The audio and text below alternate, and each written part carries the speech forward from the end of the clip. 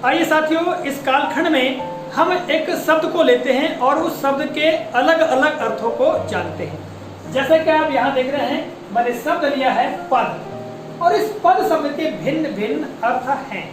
और इस कालखंड में विशेष तौर से में पद शब्द का जो प्रयोग है शब्द के लिए भी होता है, और किन परिस्थितियों में और कब हम एक शब्द को पद कहते हैं उसके बारे में आपको बताऊंगा। तो प्रारंभ करते हैं। देखिएगा, सबसे पहला अर्थ हमने लिखा है, पद का अर्थ है ओहदा या कर्मचारियों की श्रेणी या स्तर। साथियों, किसी कार्यालय में या किसी स्थान पर जब बहुत सारे व्यक्ति कार्य करते हैं और वो अपने स्तर के अनुसार, अपनी श्रेणी के अनुसार कार्य करते हैं, तो उनका स्तर या श्रेणी ही क्या कहलाता है? पद कहलाता है, या इसे हम कह सकते हैं योग्यता के अनुसार व्यक्ति का नियत स्थान, ये कहलाता है पद।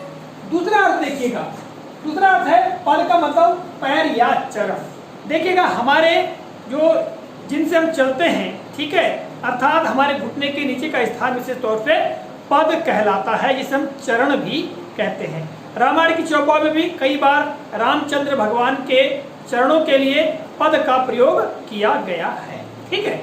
और आगे हम देखते हैं साथियों, पद का तीसरा अर्थ। तो पद का तीसरा अर्थ है कविता या श्लोक का चतुर्थांश, यानी एक चौथाई हिस्सा, या हम ये कह सकते हैं कि एक भाग, या उसी को अंग्रेजी में कहेंगे तो स्टेंजा। देखिए, जब कोई कविता लिखी जाती है, ठीक है, या कोई गीत लिखा जाता है, तो उसके अलग अलग क्या होते हैं? चरण होते हैं। उन्हीं चरणों को हम क्या कह सकते हैं? पद कहते हैं, ठीक है। या चतुर्थांश, यानी को मिला के जो कविता दी गई है उस कविता का चौथा हिस्सा, या इसको हम ये कहें कि 4-4 पंक्तियों या 5-5, 6-6 पंक्तियों का एक समूह होता है, जिसे कि हम क्या कहते हैं? पद कहते हैं। और अंग्रेजी में कहें तो उसे स्टेंजा कहा जाता है। तो इसके लिए भी हम पद शब्द का प्रयोग करते हैं। आगे हम देखेंगे पद। पद्य रचना से मन किसी रस से पूर्ण हो जाए। साथियों, विशेषकर पद्य रचना की हम बात करें तो उस पद्य रचना से हमारा जो मन है, हमारे जो भाव हैं, वो किसी रस से परिपूर्ण हो जाए, वैसी स्थिति को भी हम क्या कहते हैं? पद कहते हैं, ठीक है। और यहाँ पर देखेंगे, मैंने अंतिम अर्थ लिखा है पद के लिए कि वाक्य में प्रयुक्त शब्द या शब्द समूह। साथियों, जब किसी शब्द को वाक्य में प्रयोग कर लिया जाता है, तो प्रयोग करने के पश्चात उस वाक्य में प्रयुक्त सभी शब्द क्या कहलाते हैं? पद कहलाते हैं। हमको वाक्य में जो प्रयोग किए गए शब्द है उनको वहां पर पद कहना चाहिए, शब्द नहीं बोलना चाहिए। हम ये कह सकते हैं उदाहरण के लिए कि इस वाक्य में प्रत्येक पद सोच समझकर लिखा गया है, ऐसा कहें तो ज़्यादा बेहतर रहेगा।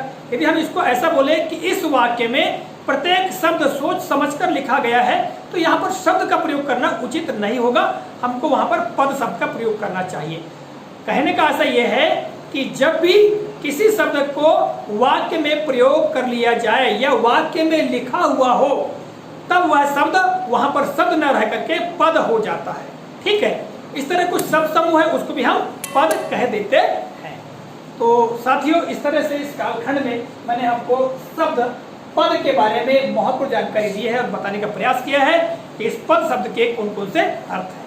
चलिए, मैं आपसे विदा लेता हूं। अगले कालखंड में पुनः किसी नए प्रकरण को लेकर आपसे मुलाकात होगी। तब तक के लिए नमस्कार, जय हिंद, वंदे मातरम।